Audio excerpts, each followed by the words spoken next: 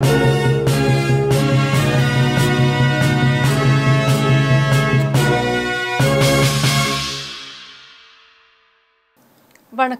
இந்திய நேரப்படி காலை 8:30 மணி செய்திகள்.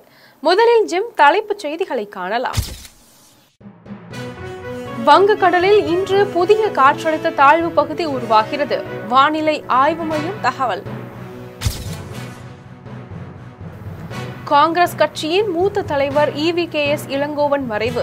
சென்னையில் இன்று மாலை உடல் தகனம். பொதுச் செயலாளர் எடப்பாடி பழனிசாமி தலைமையில் இன்று அதிமுக பொதுக்குழு கூட்டம். பல முக்கிய தீர்மானங்கள் நிறைவேற்றப்பட உள்ளதாக தகவல். தொடர் மழை காரணமாக திருச்செந்தூர் கோவிலுக்கு பக்தர்கள் 2 நாட்களுக்கு வர வேண்டாம். மாவட்ட ஆட்சியர் வேண்டுகோள்.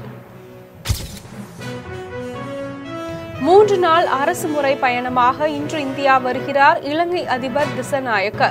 பிரதமர் மோடி, ஜனாதிபதி திரௌபதி முர்மு உள்ளிட்டோரை சந்தித்து பேச்சுவார்த்தை நடத்த உள்ளதாக தகவல். மகளிர் T20 cricket. India west Indies அணிகள் இன்று மோதல். இனி விரிவான செய்திகளை காணலாம். இலங்கை அதிபர் அனுரகுமார திசாநாயக்க 3 நாள் அரசுமுறை பயணமாக இன்று இந்தியா வருகிறார். இலங்கையில் நடந்த நாடாளுமன்ற தேர்தலில் தேசிய மக்கள் கட்சி சார்பில் போட்டியிட்டு அனுரகுமார திசாநாயக்க அமோக வெற்றி பெற்றார். இதனையடுத்து அந்த நாட்டின் அதிபராக அவர் பதவியேற்றுக் கொண்டார். இந்நிலையில் இலங்கை அதிபர் திசாநாயக்க 3 நாள் அரசுமுறை பயணமாக இன்று இந்தியா வருகிறார். இலங்கை அதிபராக பதவியேற்றதை தொடர்ந்து முதல் வெளிநாட்டு பயணமாக இந்தியாவுக்கு அவர் வருகை தருவது குறிப்பிடத்தக்கது. இந்நிலையில் திசாநாயக்க பிரதமர் மோடி, ஜனாதிபதி திரௌபதி முர்மு ஆகியோரை சந்தித்து பேச்சுவார்த்தை நடத்த உள்ளதாகவும் அப்போது இரு நாடுகளிடையே நிலவும் மீனவ பிரச்சினை, எதிர்கால திட்டங்கள் குறித்து ஆலோசிக்கப்படலாம் எனவும் தெரிகிறது. காங்கிரஸ் கட்சியின் மூத்த தலைவர் EVKS இளங்கோவனின் உடல் இன்று நல்லடக்கம் செய்யப்பட உள்ளது. காங்கிரஸ் கட்சியின் மூத்த தலைவரும் ஈரோடு கிழக்கு சட்டமன்ற உறுப்பினருமான EVKS இளங்கோவன் உடல்நலக்குறைவு காரணமாக மருத்துவமனையில் அனுமதிக்கப்பட்டிருந்தார். அவருக்கு நுரையீரல் சார்ந்த பாதிப்பு இருப்பது உறுதி செய்யப்பட்டு மருத்துவ குழுவினர் தீவிர சிகிச்சை அளித்து வந்தனர். இந்நிலையில் சென்னை மியாட் மருத்துவமனையில் சிகிச்சை பெற்று வந்த EVKS இளங்கோவன் சிகிச்சை பலனின்றி நேற்று காலமானார். இந்நிலையில் சென்னை மணப்பாக்கம் இல்லத்தில் இன்று பிற்பகல் வரை EVKS இளங்கோவன் உடல் தொண்டர்கள் மற்றும் பொதுமக்களின் அஞ்சலிக்காக வைக்கப்படுகிறது. அதனைத் தொடர்ந்து மாலை 4 மணிக்கு மணப்பாக்கம் மின் மயானத்தில் அவரது உடல் தகனம் செய்யப்படுகிறது.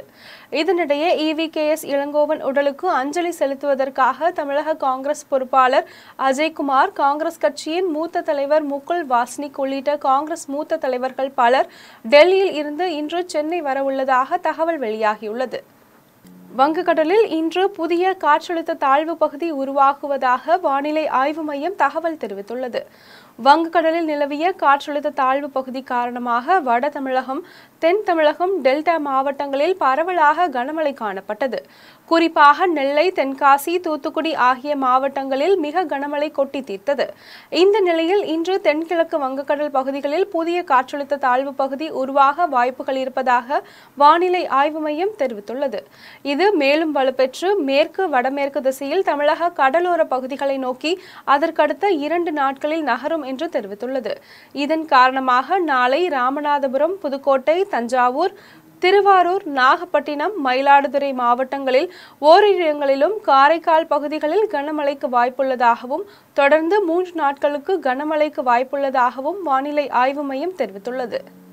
மகளிருக்கான T20 கிரிக்கெட் போட்டியில் இந்தியா வெஸ்ட் இண்டீஸ் அணிகள் இன்று மோதுகிறது. வெஸ்ட் இண்டீஸ் மகளிர் கிரிக்கெட் அணி இந்தியாவில் சுற்றுப்பயணம் மேற்கொண்டு 3 T20 மற்றும் 3 ஒருநாள் போட்டிகள் கொண்ட தொடரில் ஆட உள்ளது. இந்த தொடரில் முதலில் T20 போட்டிகளும் அதனைத் தொடர்ந்து ஒருநாள் போட்டிகளும் நடைபெற உள்ளன. T20 போட்டிகள் அனைத்தும் நவி மும்பையிலும், ஒருநாள் போட்டிகள் அனைத்தும் வதோதராவிலும் நடைபெற உள்ளன. இந்த தொடர்களுக்கான இந்திய மகளிர் அணிகளுக்கு ஹர்மன் பிரீத் கவுர் கேப்டனாகவும், ஸ்மிருதி மந்தனா துணை கேப்டனாகவும் நியமிக்கப்பட்டுள்ளனர். இந்நிலையில் இந்தியா வெஸ்ட் இண்டீஸ் அணிகளுக்கு இடையிலான முதல் T20 போட்டி இன்று நடைபெறுகிறது. இந்த ஆட்டம் இந்திய நேரப்படி இரவு 7 மணிக்கு தொடங்குகிறது. தென்காசியில் குற்றால மலைப்பகுதியில் இருந்து இழுத்து வரப்பட்ட உயிரிழந்த யானையை வருவாய் மற்றும் பேரிடர் மேலாண்மை துறை அமைச்சர் KKSSR ராமச்சந்திரன் நேரில் பார்வையிட்டார். உயிரிழப்பு குறித்து வனத்துறையினரிடம் கேட்டறிந்தார். தென்காசி மாவட்டத்தில் பெய்து வரும் கனமழை காரணமாக மேற்கு தொடர்ச்சி மலைப்பகுதிகளில் அமைந்துள்ள குற்றால அருவிகளில் காட்டாற்று வெள்ளப்பெருக்கானது ஏற்பட்டது. இந்நிலையில் குற்றாலம் அருவிக்கு மேற்பகுதியில் இருந்து இழுத்து வரப்பட்ட 3 வயது மதிக்கத்தக்க ஆண் யானை அருவி பாறையில் இருந்து விழுந்து உயிரிழந்தது. இதுகுறித்து தகவல் அறிந்த வனத்துறையினர் விரைந்து சென்று யானையின் உடலை மீட்கும் பணியில் ஈடுபட்டனர்.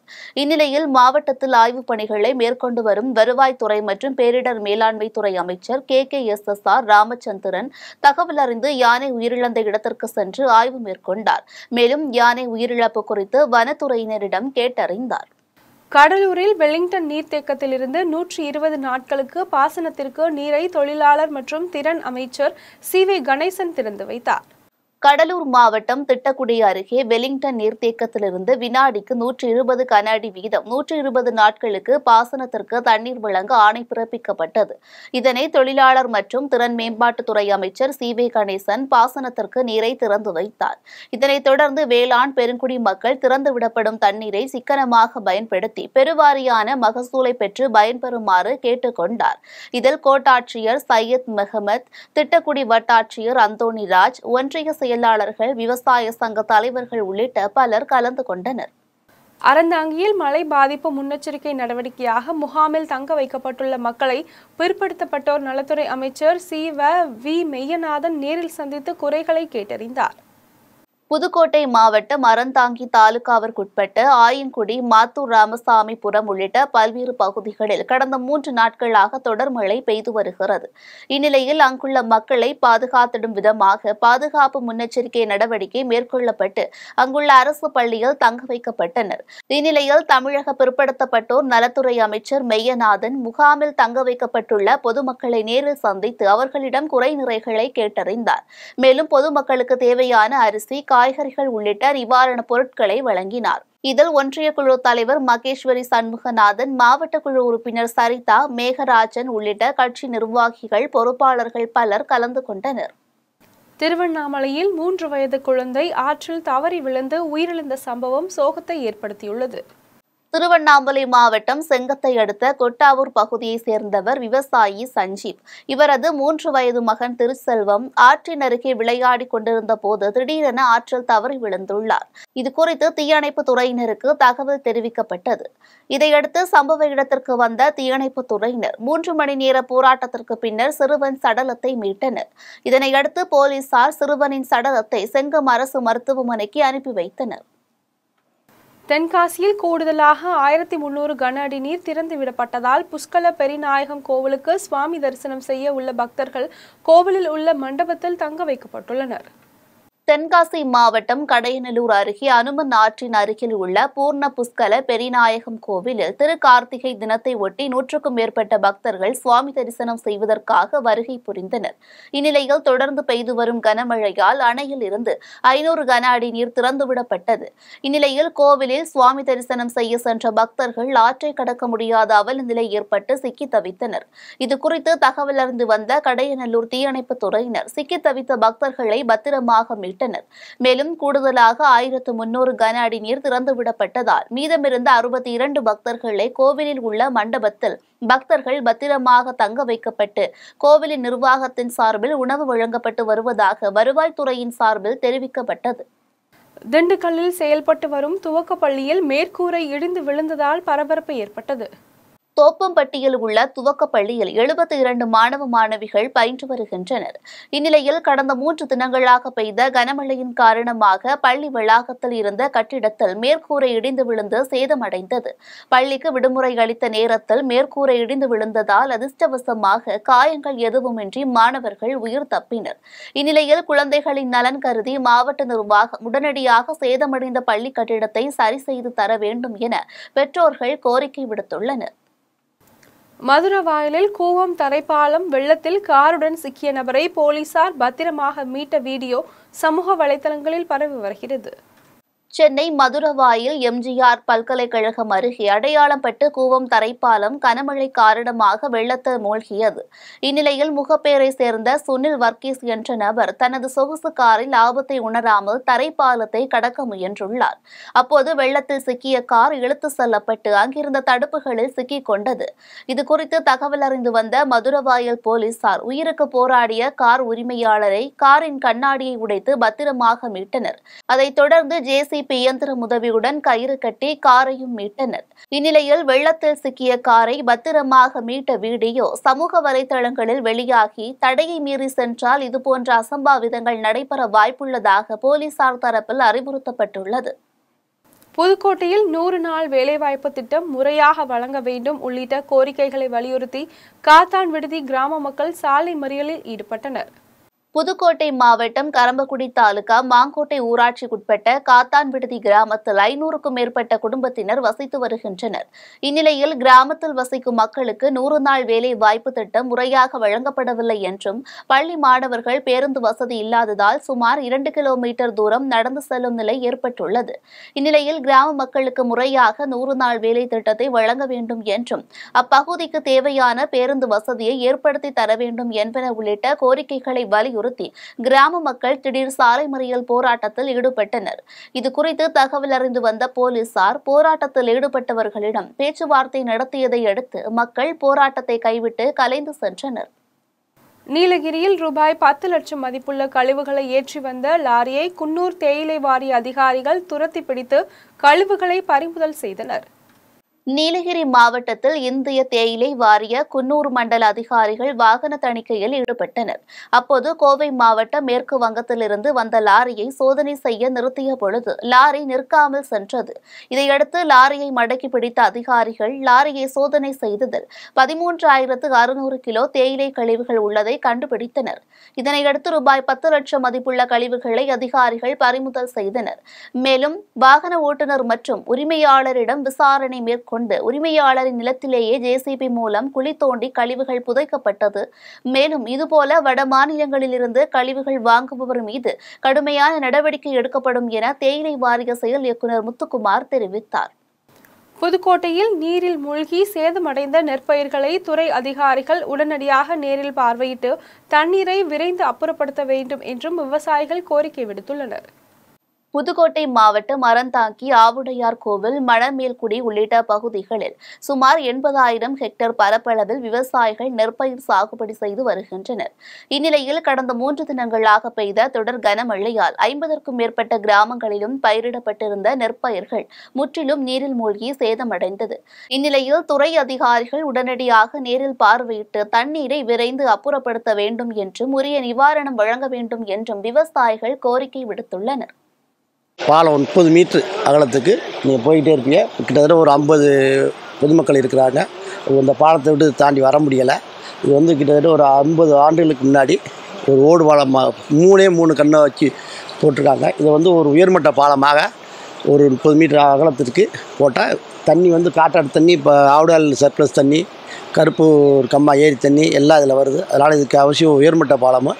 இதனால் இந்த தண்ணி முள்ளாக கிட்டத்தட்ட ஒரு 1000 ஏக்கர் நிலங்களில் தண்ணி பாஞ்சி இதில் தண்ணி இழுக்காதனால ஒரு 1000 ஏக்கர் விவசாய நிலங்கள் பாதிக்கப்பட்டு எல்லாம் பயித்தில் மூழ்கிட்டு இருக்கு.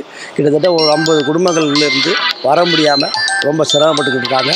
அதனால் நான் அரசு தமிழ்நாடு முதலமைச்சர் அவர்கள் அவர்களுடைய விதியினாக உயர்மட்ட பாலம் அமைத்து தரும்படி கிராம பொதுமக்கள் சார்பாகவும் ஒன்றிய குழு உறுப்பினர் முறையிலும் கேட்டுக்கொள்கிறேன். தேனியில் தொடர் மழையால் சோத்துப்பாறை அணையில் ஏற்பட்ட வெள்ளப்பெருக்கு காரணமாக ஆற்றங்கரையோரம் வசிக்கும் மக்களுக்கு வெள்ள அபாய எச்சரிக்கை விடப்பட்டுள்ளது. தேனி மாவட்டம் பெரியகுளம் அருகே உள்ள சோத்துப்பாறை அணையின் முழு கொள்ளளவான 126.28 அடியிலிருந்து 124.11 அடியாக இருந்தது. இந்நிலையில் அணையின் நீர்பிடிப்பு பகுதிகளான மேற்கு தொடர்ச்சி மலை பகுதிகளில் பெய்த கனமழையால் அணைக்கு நீர்வரத்து 126.28 அடியை எட்டிய நிலையில் அணைக்கு வரும் 560 கன அடி உபரி நீர் வெளியேறி பணி மேற்கொள்ளப்பட்டு வருகிறது. இதனால் பெரியகுளம், வடுகப்பட்டி, மேல்மங்கலம், ஜெயமங்கலம் உள்ளிட்ட பகுதிகளில் ஆற்றங்கரையோரம் வசிக்கும் மக்களுக்கு ஆற்றில் குளிக்கவும் ஆற்றை கடக்கவும் வேண்டாம் என பொதுப்பணித்துறையினர் வெள்ள அபாய எச்சரிக்கை விடுத்துள்ளனர். மேலும் தொடர்ந்து மழை பெய்து வருவதால் அணைக்கு மேலும் நீர்வரத்து அதிகரிக்கும், நீர் வெளியேற்றமும் அதிகரிக்கப்படும் என்றும் பொதுப்பணித்துறையினர் தெரிவித்துள்ளனர். கோவில்பட்டியில் மர்மமான முறையில் உயிரிழந்த சிறுவனை கொலை செய்த குற்றவாளிகளை கைது செய்ய வலியுறுத்தி சிறுவனின் உறவினர்கள் சாலை மறியல் போராட்டத்தில் ஈடுபட்டனர். தூத்துக்குடி மாவட்டம் கோவில்பட்டி காந்திநகர் பகுதியில் கடந்த 9ஆம் தேதி கருப்பசாமி என்ற சிறுவன் மர்மமான முறையில் மாடியில் உயிரிழந்து கிடந்தார். இந்நிலையில் சம்பவம் நடைபெற்று 6 நாட்கள் ஆகிய நிலையில் தற்போது வரை உண்மை குற்றவாளிகள் கைது செய்யப்படாததை கண்டித்து கோவில்பட்டி மெயின் பஜாரில் சிறுவனின் உறவினர்கள் மற்றும் அப்பகுதி மக்கள் சாலை மறியல் போராட்டத்தில் ஈடுபட்டனர். இதுகுறித்து தகவல் அறிந்து வந்த போலீசார் போராட்டத்தில் ஈடுபட்டவர்களிடம் பேச்சுவார்த்தை நடத்தினர். இதனால் அப்பகுதியில் நீண்ட நேரத்திற்கு போக்குவரத்து பாதிக்கப்பட்டது. நீலகிரியில் காட்டுப்பன்றி தாக்கி மூதாட்டி படுகாயமடைந்த சம்பவம் அதிர்ச்சியை ஏற்படுத்தியுள்ளது. நீலகிரி மாவட்டம் கோத்தகிரி சுற்றுவட்டார பகுதிகளில் வனவிலங்குகளின் நடமாட்டம் அதிகரித்து காணப்படுகிறது.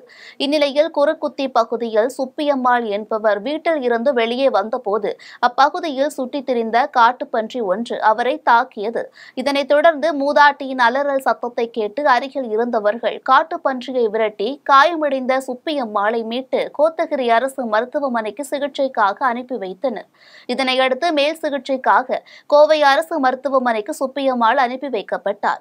இந்த சம்பவம் அப்பகுதி மக்களிடையே அதிர்ச்சியை ஏற்படுத்தியுள்ளது. திருவண்ணாமலையில் நிலச்சரிவு ஏற்பட்டு 7 பேர் உயிரிழந்த இடத்தில் உயர்நீதிமன்ற நீதிபதி நேரில் சென்று ஆய்வு மேற்கொண்டார். திருவண்ணாமலை மாவட்டத்தில் கடந்த 2ஆம் தேதி வஉசி நகர் பகுதியில் அண்ணாமலை மீது மண் சரிவு ஏற்பட்டு 7 பேர் உயிரிழந்தனர். தற்போது மண் சரிவு ஏற்பட்ட இடத்தில் மாநில சட்ட உதவி ஆணையத்தை சேர்ந்த சென்னை உயர்நீதிமன்ற நீதிபதி எஸ். சுந்தரம் நேரில் சென்று ஆய்வு மேற்கொண்டார். இதனைத் தொடர்ந்து நிலச்சரிவினால் ஏற்பட்ட பாதிப்புகள், அதற்கு மாவட்ட நிர்வாகம் மேற்கொண்டுள்ள நடவடிக்கைகள், பாதிக்கப்பட்ட பொதுமக்களுக்கு நிவாரணம் மற்றும் இதர ஏற்பாடுகள் குறித்து அதிகாரிகளிடம் கேட்டறிந்தார். ஆய்வின் போது மாவட்ட ஆட்சியர் பாஸ்கர பாண்டியன், மாவட்ட காவல் கண்காணிப்பாளர் சுதாகர் உள்ளிட்ட துறை சார்ந்த அதிகாரிகள் உடனிருந்தனர். கடலூரில் கனமழையில் இடிந்து விழுந்து 20க்கும் மேற்பட்ட வீடுகளை விடுதலை சிறுத்தைகள் கட்சியினர் ஆய்வு செய்து பாதிக்கப்பட்டவர்களுக்கு நிவாரணப் பொருட்களை வழங்கினர். கடலூர் மாவட்டம் வேப்பூர் ஊராட்சியில் பழைய காலனி பகுதியில் 2 தினங்களாக பெய்த கனமழை காரணமாக சுமார் 20க்கும் மேற்பட்ட ஓட்டு வீடு மற்றும் கூரை வீடுகளின் சுவர் இடிந்து விழுந்தது. இந்நிலையில் வீடுகளை இழந்து பாதிக்கப்பட்ட சுமார் 20க்கும் மேற்பட்டோருக்கு விடுதலை சிறுத்தைகள் கட்சியின் இளம் சிறுத்தைகள் எழுச்சி பாசறை அமைப்பின் ஒன்றிய அமைப்பாளர் வேப்பூர் அர்ஜுனன் தலைமையில் கடலூர் மேற்கு மாவட்ட செயலாளர் வீர திராவிடமணி பாதிக்கப்பட்டோரை நேரில் சந்தித்தார். இதனைத் தொடர்ந்து ஏற்பட்ட பாதிப்புகளை பார்வையிட்டு பாதிக்கப்பட்ட மக்களுக்கு அரிசி, காய்கறி உள்ளிட்ட நிவாரண உதவிப் பொருட்கள் வழங்கி ஆறுதல் தெரிவித்தார். இதில் நல்லூர் வடக்கு ஒன்றிய செயலாளர் சந்தோஷ்குமார், ஒன்றிய துணை செயலாளர்கள் செல்வகுமார் உள்ளிட்ட நிர்வாகிகள் கலந்து கொண்டு நிவாரணப் பொருட்களை வழங்கினர். வேலூரில் 5000 ரூபாய் லஞ்சம் பெற்ற கிராம நிர்வாக அலுவலரை லஞ்ச ஒழிப்புத்துறையினர் கையும் களவுமாக பிடித்து விசாரணை மேற்கொண்டு வருகின்றனர். வேலூர் மாவட்டம் அலமேலூர் ரங்காபுரம் பகுதியைச் சேர்ந்தவர் சரஸ்வதி. இவர் தனது வீட்டின் பட்டா மாற்றத்திற்காக கிராம நிர்வாக அலுவலகத்திற்கு சென்றுள்ளார். இதனைத் தொடர்ந்து மாற்றுப்பட்டா வழங்குவதற்கு கிராம நிர்வாக அலுவலர் ஷர்மிளா 5000 ரூபாய் லஞ்சம் கேட்டதாக கூறப்படுகிறது. இந்நிலையில் இதுகுறித்து சரஸ்வதி லஞ்ச ஒழிப்புத்துறைக்கு புகார் அளித்தார். இதனையடுத்து லஞ்ச ஒழிப்புத்துறையினர் வழங்கிய ரசாயம் தடவிய 5000 ரூபாயை சரஸ்வதி கிராம நிர்வாக அலுவலர் ஷர்மிளாவிடம் அளித்தார். அப்போது அங்கு மறைந்திருந்த லஞ்ச ஒழிப்புத்துறையினர் கையும் களவுமாக கிராம நிர்வாக அலுவலர் ஷர்மிளாவை பிடித்தனர்.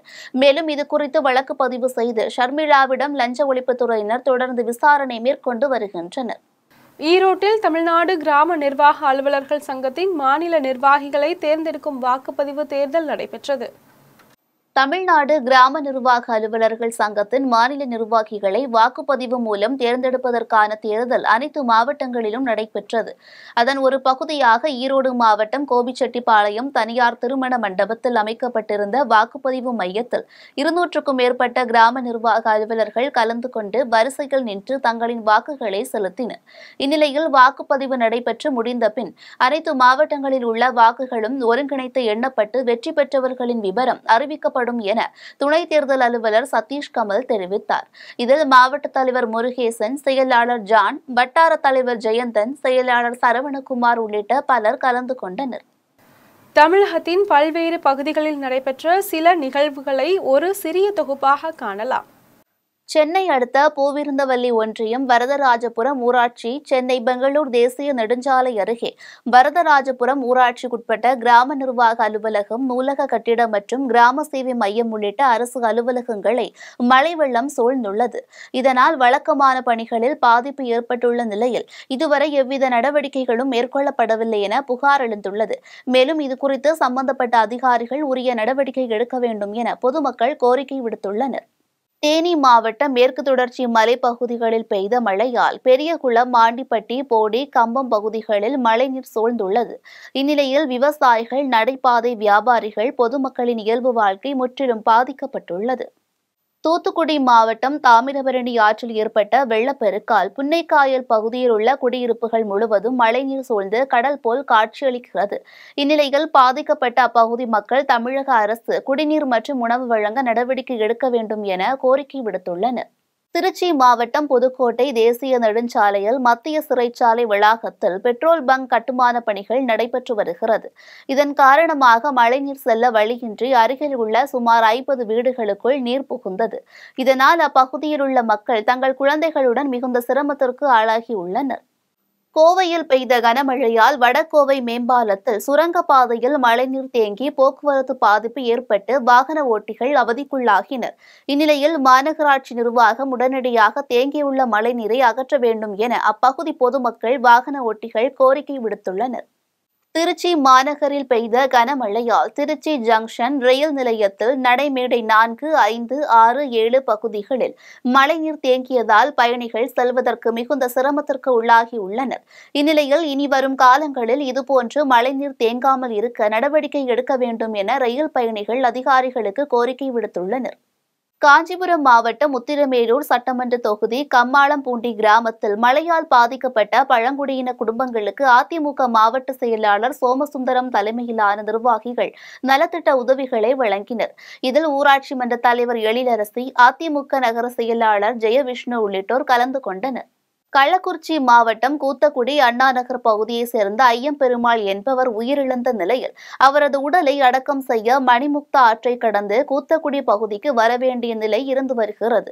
இந்நிலையில் கூத்தக்குடி அண்ணாநகர் இணைக்கும் தரைப்பாலம் மணிமுக்தா ஆற்றில் ஏற்பட்டுள்ள வெள்ளப்பெருக்கால் வெள்ளநீர் தரைப்பாலத்தை மூழ்கடித்தபடி செல்லும் தண்ணீரில் உயிரிழந்தவரின் சடலத்தை அவரது உறவினர்கள் தூக்கி செல்லும் அவல நிலை ஏற்பட்டுள்ளது. இதனால் உடனடியாக மேம்பாலம் அமைக்க நடவடிக்கை எடுக்க வேண்டும் என அப்பகுதி மக்கள் கோரிக்கை விடுத்துள்ளனர். மீண்டும் ஜெம் தலைப்புச் செய்திகள். வங்கக்கடலில் இன்று புதிய காற்றழுத்த தாழ்வு பகுதி உருவாகிறது. வானிலை ஆய்வு மையம் தகவல்.